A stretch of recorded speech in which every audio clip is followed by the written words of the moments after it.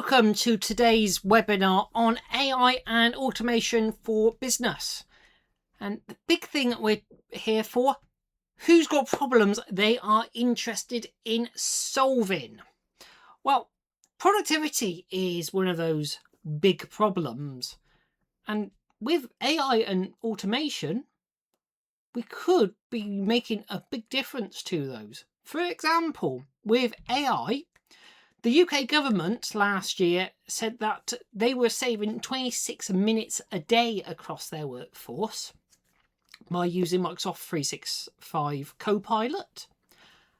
Lloyds Banking Group got that up to an impressive 46 minutes a day. So that could make a real difference when you put that across your whole team and across the year. But this is not the only bit that is solving business problems, because there are jobs people don't like to do. Here's an example. Japanese convenience stores have fridges. They're horrible places that people have to work in cramped, cold spaces to move stock from the back stock shelves to the front of the fridges where people pick up their drinks. And instead of people having to do that, you could be using robotics. And that is what they are doing in some stores. You can see the fridges there, staff in the stock room, moving stock from the back to the front. Replacing that with a robot frees that member of staff up to do more productive, higher value work that they also enjoy much more than being in that cramped fridge. And with these, they're using AI to read the labels and work out what needs to go where. And if they get stuck, well, they can call on a human elsewhere to remote in and have a look at the system and give it directions which it can then learn from. Another example of productivity. And that's what we're going to be focused on today. We're looking at what AI is, AI prompting that you could be using in your business with some real examples, how automation all ties in, and we have the risks of AI as well. I'm John Fisher. I'm an IT professional. I've been in the industry for 15 years. I'm the managing director here at Westway IT, and I am a member of the UK and Ireland Executive Council for the Global Technology Industry Association. If you have any questions during today's session, pop them in the Q&A box, or if you're watching this on demand, pop them in the chat or drop us an email. Contact details are going to be at the end of the webinar as well.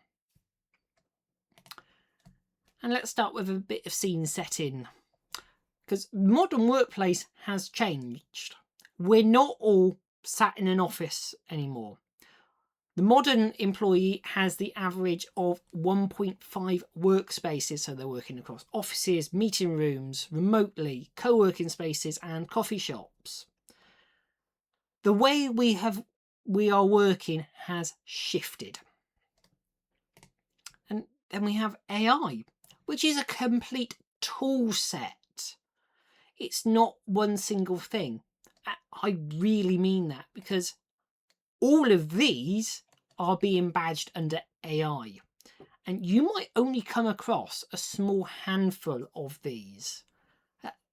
There are so much that sits in this realm now that your toolbox could be getting quite big if you had all of these.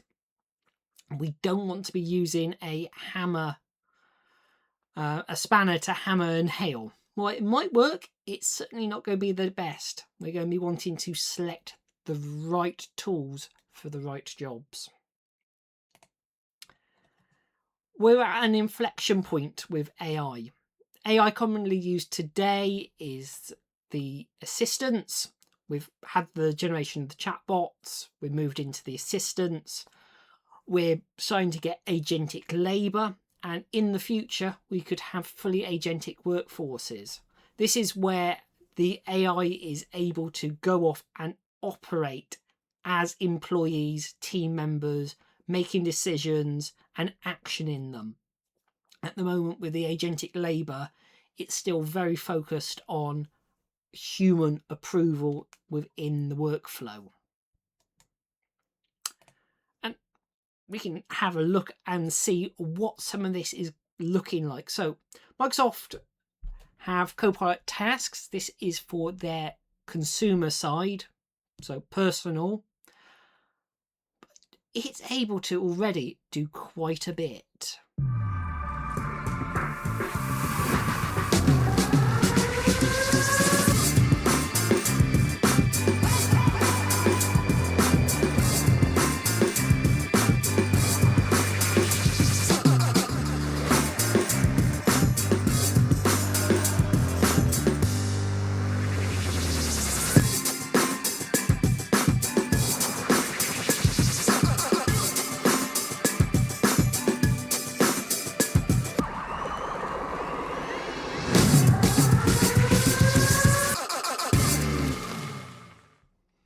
What you get on the consumer side is the more cutting edge, where things get tested and tried before they come into business. This is one of those examples, but we are starting to get it in business as well. So agentic business applications.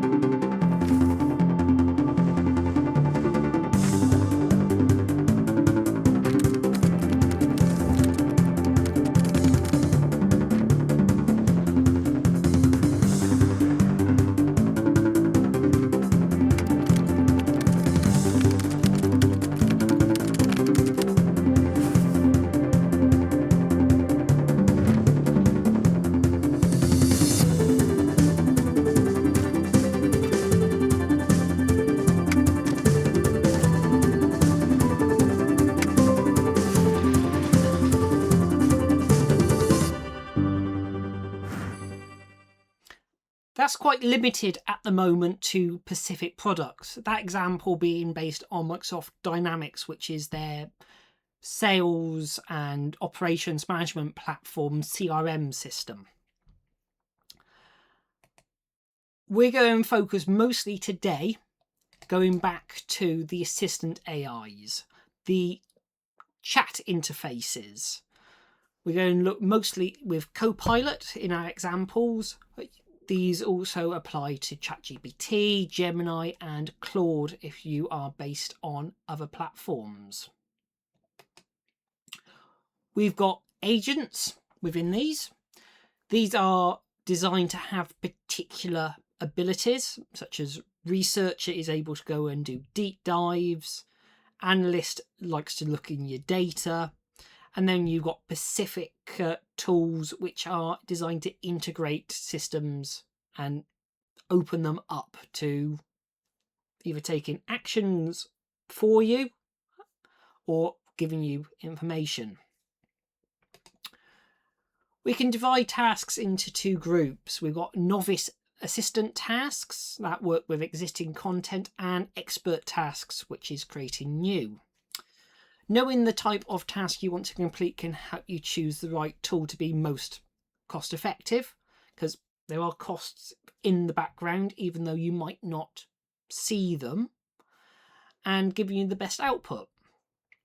For example, if you want to create a lot of new content, the analyst is not going to be very useful because that is designed for analysing existing data. We're going to see AI in action and how it responds to instructions. This is the big bit with the assistant AIs, the instructions. What do we want them to do? If we start with a basic, if we just go and ask AI cat, it's got no idea what we're talking about. It wants us to clarify. It's not like a Google search. It is looking for natural language. So we need to be more specific in what we want. We want what is a cat? And then we get an answer. If you just type this into Google, this is the sort of answer you would get and would be expecting. We can change the prompt. We can have it create some content, write a short story about a cat. But we haven't set any expectations about this. No story direction or anything about length beyond write a story. We can refine those instructions and we get more of what we want. Write me a 50-word story about a cat dreaming on a mat about their favourite toy, and we get that. But also note, we've got a misspelling of cat to chat. AI is aware of the conversation we've been having so far. It knows we did not mean chat, we meant cat, because we'd been talking about cats. And we can use the image generator as well. It'll go off and generate a nice picture for us. Copilot here has seen we want a picture, so it's gone and called on its designer agent, which is specialist in creating images. And if we step back into the research bit, giving us notable summaries of cats, we've got Copilot and ChatGPT here. We get very similar results. However, I did this previously and I had different results. ChatGPT on the left gave us both pictures and notable cats by name, while Copilot picked and focused on breeds of cat instead. There is an order we can use to help us build better prompts by setting a goal, having the context, the source, and expectations. It allows us to get more of what we want out of AI without having to refine the answer through a longer chat. Being productive with AI means getting the results you want first time round or very near that first prompt. There are risks with AI, and we're going to look at some of those before we get into some examples of AI, and then we'll look at automation examples later as well. We don't want to rush in forcing AI into our business with no direction. It's going to cause more harm than good. As with any technology, we need to have a plan for it. 71% of UK employees are using unapproved consumer AI tools at work. 51% doing so every week. That is a risk to your business data, your intellectual property. You don't really want consumer tools being used at all, and you certainly don't want unapproved tools being used. For example, short story. A HR manager had 8 employees going on a trip. Each was travelling separately. They put their names, travel dates, locations, passport numbers, and the company credit card into a consumer ChatGPT, expecting it to book all the travel for them. They didn't know that it couldn't do that, and without protecting what they put in, they've just opened up a lot of sensitive information that's fed into the consumer data set that's learning. How to stop this?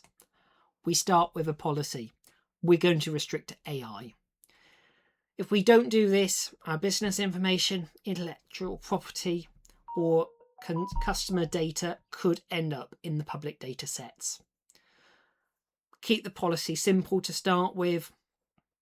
No AI unless approved. There is going to be some AI you can't avoid, like AI overviews in search results. However, there is also AI you might not even consider. Take, for example, somebody's personal device. They take a photo of a document, but their phone has got AI image enhancement that reads the text. That contents of that document could then be feeding into that AI model's dataset that potentially somebody else could access. This is one of the risks your team might not be conscious of because it's getting built in to so many different tools, apps, applications, like the camera app. We also want to understand our processes and how AI will fit into them. Going and buying AI and then crowbarring it in is not going to yield the results you want. You want to be starting with processes already in your business, mapping them out, understanding where are the gaps, the pain points in these processes already, what is inefficient, what could we be improving, and focus on that. AI might be the solution. It might be automation. It could be changing tooling or something else altogether. AI is not the everything answer. It is a potential solution to business problems and improving processes. We also want to consider what platforms we're going to be using. If you're using Microsoft 365, Copilot is a brilliant choice because your business already has their data in Microsoft 365. It keeps everything together. Marketing platforms can be more lenient because you're going to be working with public data on those. You're not going to be putting intellectual property and private data into those because it's going out into the public as its destination. Something that repurposes video, for example, adding closed captions on the screen or chopping out the best bits. That's not really a concern where that is stored because it's all going to be out in the open anyway.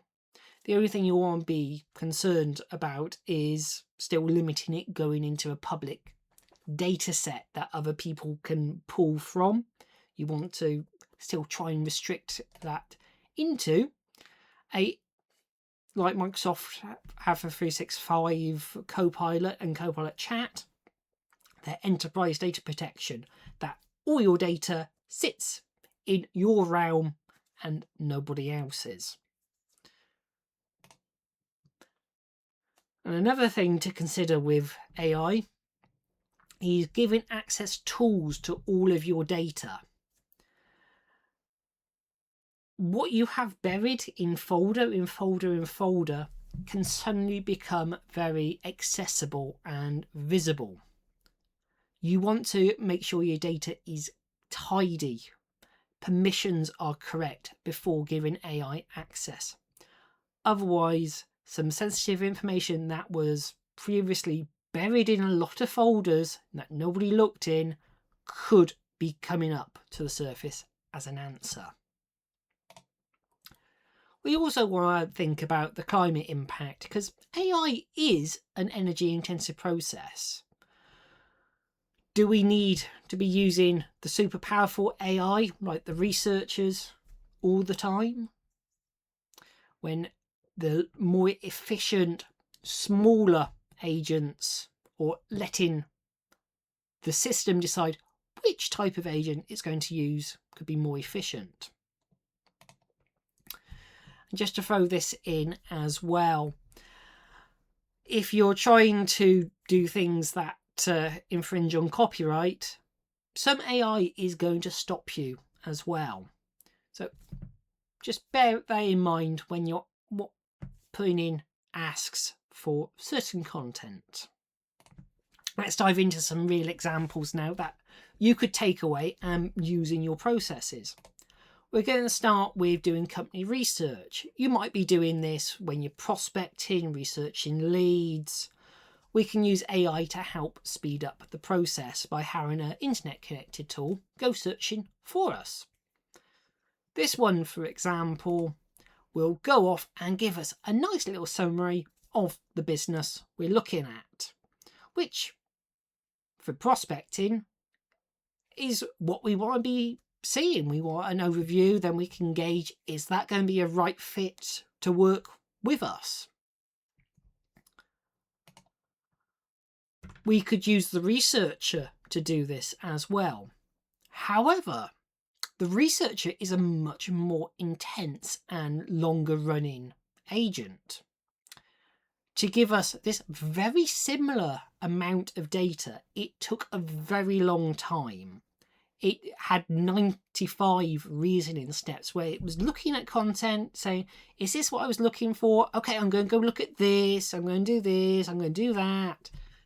That's a lot. But in this case, not much gain. The regular prompt was more efficient, giving us the information we wanted faster.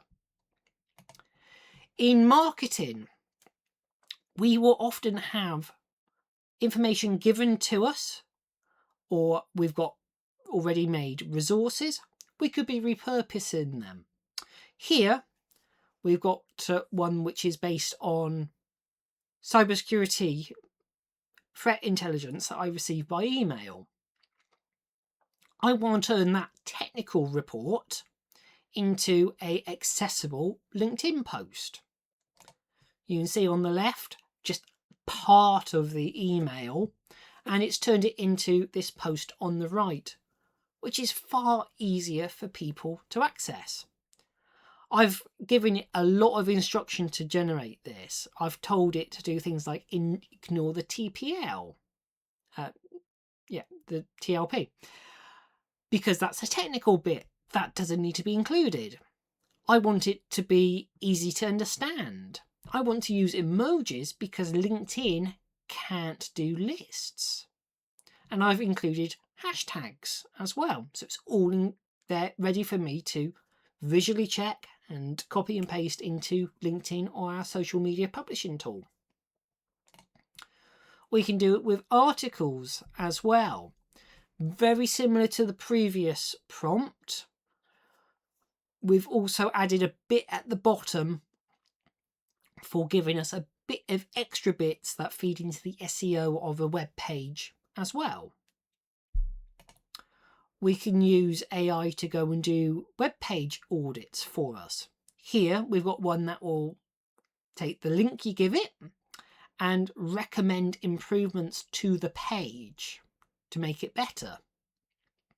And it will go through and give you a nice long report of here's all the improvements, here's some recommendations, which when you're tidying up a web page, this could be a really effective way of improving those pages to rank better, become more accessible for AI, because AI is going to be reading your web pages to surface you as a result when people are asking for companies of your type. We can also use it to create press releases. This one I have referred to an email I received. Rather than copy and pasting it, I could actually refer to it. And then it's created this press release. This is done in a typical press release format that I could then send over. However, with all of this content AI is creating for us, it does lack some of the nuance and the understanding that you would only get from a person. For press releases, these are going to be generic. They're not going to have the relationships with reporters and news agencies that are going to lead to them being published at a higher rate. These are going to be simple. They are not the complex personal press releases you would get with a person. You can also use AI for idea generation, because a blank page can be the hardest starting point. Having a title or just a list of ideas can get those juices flowing. Some of these we're not going to like, and that's great because we've asked for it to give us 20 of them. We can dismiss the ones we don't like and focus on the ones that we do like. I mentioned agents earlier, and as well as those out-the-box agents, we can also build our own. We've got here our content creator, which is built using quite a few of those parts of the prompts we saw earlier. So rather than having to always type in that whole prompt, we can use an agent that will always respond like that because that is its instruction set. In Copilot, you can go and create your own agents. It takes you through a chat that you can build and refine it, and then you come to this with your instructions that you can always edit in future. You can give it knowledge either through documents or through website. You can tell it focus only on the information included in these documents and reference the place where you found it. If you're working with something very technical, like an engineering firm, you could have the technical manuals in an agent that is instructed only to work from those technical manuals.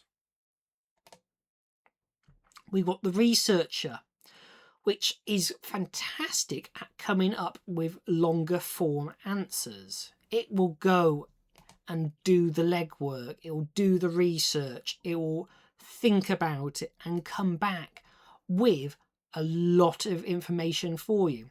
You ask it for a business plan, it's going to come back with, you can just see 4 screenshots here, a lot of information. Some of it may not be applicable, but other bits might be, I had not thought about that, or that reinforces what I was already thinking. I'm going to go do that, or I'm on the right track. You can also use it to look at data in your business. If you've got a case management or ticket system, you could put those tickets, cases, into AI. You've got to be selective on which AI you use because you want that enterprise data protection, that the data is only in your bubble. But it can come back and give you suggestions on how to improve because it's looking at all the discussion, how often different things occur. Some of these are going to be incorrect because it doesn't have the understanding and nuance that you do. But for others, it could be, I hadn't really noticed that was such a thing.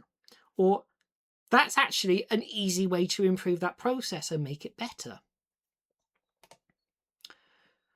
You've got the image generation abilities. However, they do differ. You've got DALL-E, which is ChatGPT OpenAI's one, giving an example there. We've got Designer for Copilot, but Canva has gone very different in style. Just an example of how different AIs can give you different results. Video, I mentioned earlier, repurposing video. I've got an AI tool that will go and chop up longer form video and turn it into short social media clips that have burnt in subtitles. Trying to subtitle those closed captions onto videos is rather annoying if you're having to do it by hand. So let's get AI to do that hard work for us freeing us up to just make the odd tweak, the odd correction, and post the content. It's there to make our lives easier.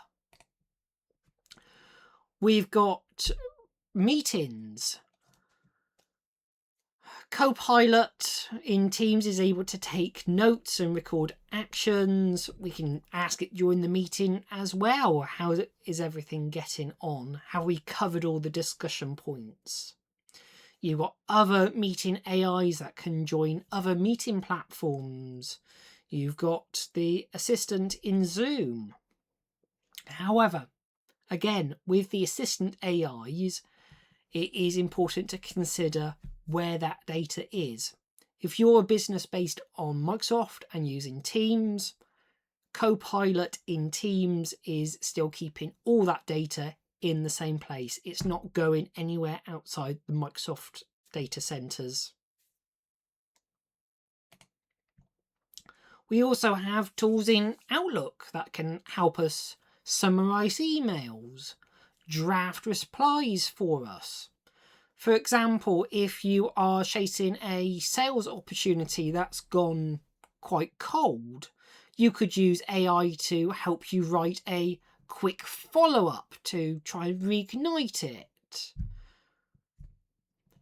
And because it will be generating each time, there's going to be a little bit of difference. It's not going to be a pure templated email that you would otherwise have. We can also get into stuff with audio. For example, we can summarize documents. Hey everyone, thanks for joining us for today's overview on a topic that's about to affect nearly half of all computers around the world. We're digging into what happens as Windows 10 reaches its end of support, an event that's often ignored until, well, it's almost too late. That's right. It's coming up fast. Whether you So that was an example of it with a Word document. It's a slightly older Word document. Have you heard it turn it into a double-headed podcast? Imagine doing that with your notes for an upcoming meeting that you listen to as you're preparing for it. We can have it out of our meetings. We've got audio recaps. Unlocking AI for Business, a beginner's guide focused on demystifying AI for business leaders with an emphasis on practical adoption. The session mapped out what AI can do, showcased productivity wins, and unpacked how to integrate AI safely and effectively. So if you've got meetings that you've been in that Copilot has recorded, it can then do these overviews so you can catch up on the key points from the meeting. This was this webinar, and it's condensed it down into about 10 minutes of highlights. And then we've got all the power of automation that we can go even further with. No, and they don't always have to be based with AI in the mix. Some of the ones with AI, for example, summarizing emails. If you've got a team and you get regular bulletins from industry, you could have it summarize that bulletin and put it in the Teams chat for the team, rather than every team member having to read that whole email individually.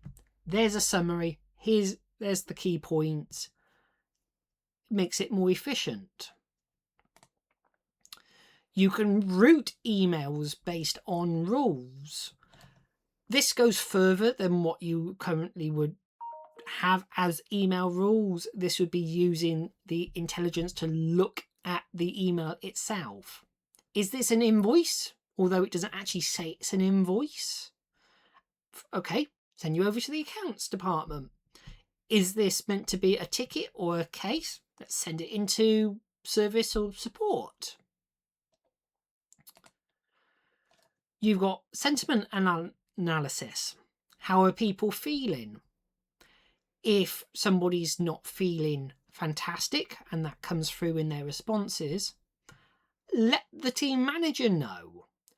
Let that team member know that they need to give that client, that customer, a little bit more attention to turn that unhappiness into happy. You've got extracting information from documents. If you receive orders, for example, that have order numbers in them, that could be being picked out and put into other systems, even saving those files into your SharePoint documents with the order number. There's the PDF order, or if it's related to a larger project and that's reference, saving it into that folder. You've got transcribing audio files. For example, if you've got voice notes or voicemail messages from your phone, they could be transcribed. And there's loads of these ready-made recipes that you could have a go at with Power Automate, which is Microsoft's automation platform. But like I said, not all of them have to be AI-based. Then you've got everything you could be doing inside software you use. This is a very basic flow from a job management platform for updating client charge rates based on what type of client they are. This is one that will go get traffic information based on real time. So when you drive to a client site, it will go check on maps, how long should that take, what's the mileage, and save it as a note. If you bill from office to client and you go client to client to client, this is a good way of getting that in real time when you've arrived. How long should it have taken? So when it goes through into invoicing and billing, you've got accurate information for how you bill. We've got here from our CRM an example of when somebody requests a copy of one of our books. We're going and creating an order with Royal Mail with the address. So all we have to do is just pay for postage and stick it on an envelope, and there's the book going away. Then following on, we've got a drip campaign of emails to the person, continuing the education and the check-in, and then they end up in our normal email marketing bucket or email education bucket. There's no AI involved in this one. This is all automation. We've got this one, which is a two-pronged one. When somebody uses our calendar to book a Teams meeting, I have it fire off to Power Automate to create the Teams meeting and send a couple of emails to the person as well as myself as well. We've got an example here of creating product stickers with a QR code. This automation is fired off with a product name and an ID number, and it will go and make a nice little sticker with the QR code, our logo, and the product name that we can stick on products. How do you get AI ready? Well, we've got 5 key pillars involved with this. We've got the organisation and culture. Do you want AI in the business? Does the owner want it? If they do, they are driving this. The business strategy. What do you actually want to achieve? What processes do you want to improve? Building up the AI experience.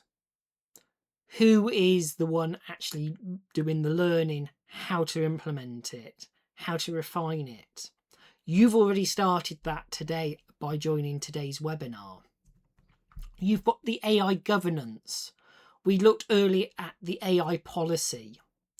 That is a key part of your AI governance. And you have the technology strategy, that data quality, having that tidy data, that the permissions and everything is correct. Today, we've been looking at what AI is, prompt engineering, real examples, risks, and automation. We'd love it if you could leave us some feedback to help improve these webinars. There is a QR code on screen. Where you want to start today is looking for those little things that add up, those little nuisance bits in processes, all those niggles, the bit people complain about or find really repetitive, and then look at solutions to solve those. To go further, you can schedule a data and AI workshop with us to start looking at processes in your business and how AI and automation can help improve those business processes, and how your data is organized that you can use it with tools such as Microsoft Copilot with more confidence. You can find more of our webinars and events online at our website. You can give us a call, you can send us an email, or you can book a 30-minute call with me, all with those details on screen. Thank you for joining us. If you have any questions, pop them in the Q&A if we have not already answered them, send us an email or leave us a comment.